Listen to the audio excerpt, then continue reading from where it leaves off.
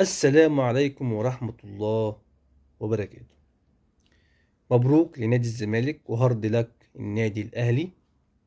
طبعا أنا اتكلمت قبل الماتش وقلت كفة الزمالك أرجح طبعا في مستوى النادي الأهلي اللي فات، إصابات كتير، عنده إرهاق لعيبة كتير، وطبعا مستوى الزمالك كان عالي الفترة اللي فاتت. بس طبعا ما شفت الماتش امبارح يعني زعلت جدا. طبعا مستوى الزمالك كان وحش جدا، كان الأهلي ممكن يكسب بسهولة جدا لولا كولر طبعا بالتشكيل اللي نزله. طبعا هو يتحمل يعني خسارة النادي الأهلي امبارح. أنا شايف الأهلي كان ممكن يكسب بسهولة جدا امبارح.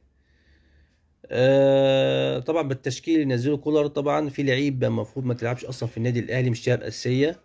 أنا شايف في ظلم باين في النادي الأهلي دلوقتي، اللي فيه لعيبة المفروض تلعب أساسية مركونة على الدكة، وفي لعيبة أصلا المفروض ما تلعبش بتلعب أساسي. عناد بقى متخانق معاهم، في ظلم باين. وطبعا مادام في ظلم باين توفيق من ربنا مش هيمشي معاك. طبعا الزمالك كسب توفيق امبارح، يعني كوره كده بايلك اوت، لخبطه جون، كسب الماتش في اخر دقايق. برضو البنك الاهلي نفس الحوار، كسبك في اخر دقايق. ام بي برضو تعادل معاك في اخر دقايق. فالتوفيق مش معاك بسبب ظلمك للعيبه موجوده في النادي الاهلي.